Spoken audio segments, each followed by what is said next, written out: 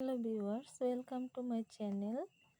আজকে আমরা ষষ্ঠ শ্রেণীর বীজগণিত অনুশীলনী 4.2 করব। অনুশীলনী 4.2 করার আগে আমাদেরকে প্রথমে সূচক, ঘাত বা শক্তি এগুলো সম্পর্কে জানতে হবে।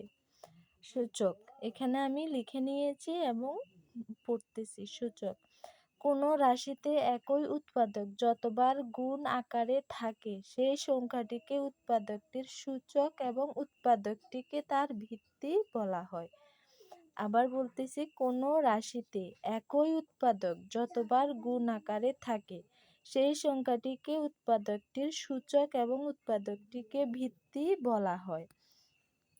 যেমন এখানে যে 2 = 2 × 1 = 2 to the power 1, 4 = 2 × 2 = 2 to the power 2, অর্থাৎ 2 to the power 2 কে যদি তুমি ভাঙো তাহলে আবার কিন্তু 4ই পাবে। এরপর দেয়া আছে 8 = 4 × 2, আবার 2 × 2 × 2, অর্থাৎ 2 to the power 3। এখানে 2 হলো ভিত্তি, এবং বাকি যে 1 2 3 এগুলো দেয়া আছে এগুলো হলো সূচক। তাহলে তোমরা জানতে পেরেছো যে সূচক কোনটি আর ভিত্তি কোনটি। এরপর আছে ঘাত বা শক্তি। ধরে নাও এ একটি বীজগণিতীয় রাশি a × a = a to the power 2। এখানে a to the power 2 K a এর দ্বিতীয় ঘাত বলা হয়, অর্থাৎ দ্বিতীয় ঘাত আবার একে বর্গ বলা হয়। এরপর আছে a × a × a = a to the power 3। এখানে a to the power 3 K a এর তৃতীয় ঘাত বলে।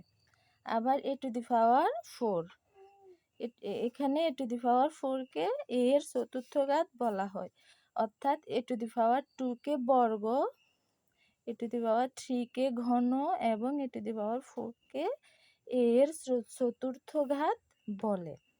আবার a to the power n হলো a এর nতম ঘাত। এই জানলাম আমরা ঘাত বা শক্তি সম্পর্কে। এরপর দেখো, আমি এখানে অনুশীলনীর অঙ্কগুলো তুলে নিয়েছি। অঙ্কগুলো করার জন্য তোমাদেরকে সূচক, ঘাত, শক্তি এগুলো সম্পর্কে জানতে হবে। এখন দেখো, 1 নম্বর অঙ্কতে আছে x to the power 3 × x to the power 7। এখানে সমাধানগুলো হচ্ছে এই যে সূচকগুলো যোগ হয় সব সময়। x এর সূচক 3 এবং আবার দেয়া আছে x এর সূচক 7। তাহলে এটি একটির সাথে অপরটি সূচকগুলো সব সময় মনে রাখবে, সূচকগুলো যোগ হয়, ভিত্তিগুলো গুণ হয়। সূচকগুলো যোগ হয়, ভিত্তিগুলো গুণ হয়। তাহলে এখানে যোগ করলাম আমরা 3 + 7 = x to the power 11। এটি হলো অ্যান্সার। এরপর বাকি অঙ্কটি a³ + a³ × a to the power 5 = একই অবস্থায় তাও সূচকগুলো আমরা যোগ করলাম, উত্তর যা আসলো তাই। এরপর আছে x to the power 4 × x to the power 2 × x to the power 9। এটিও ঠিক একই অবস্থা, সূচকগুলো যোগ করে পাওয়া গেল 15। তাহলে অ্যান্সার হলো x to the power 15। এরপর এখানে আছে m × m to the power 2 × n to the power 3 × m to the power 3 × n to the power 7। এখানে আমরা প্রথমে m এর সূচকগুলো একসাথে করে নেব, তারপরে n এর সূচকগুলো একসাথে করে নেব। এরপর সূচকগুলো যোগ করলে যা হয় তা। এটি হলো অ্যান্সার। তারপরে ঠিক একই অবস্থা, ভিত্তিগুলো যোগ,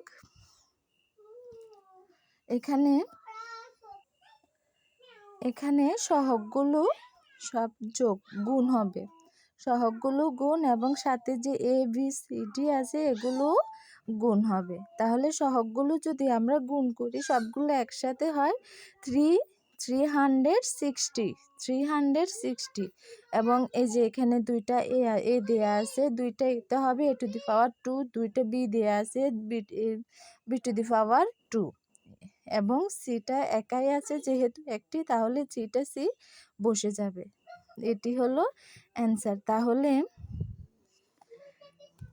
তাহলে এটির অ্যান্সার হলো 360 a²b²c। এরপরে বাকিটাও ঠিক একই অবস্থায় এভাবে তোমরা করে নিবে। নতুন নতুন আরও ভিডিও পেতে চ্যানেলটিকে সাবস্ক্রাইব করো এবং লাইক এবং কমেন্ট করো প্লিজ।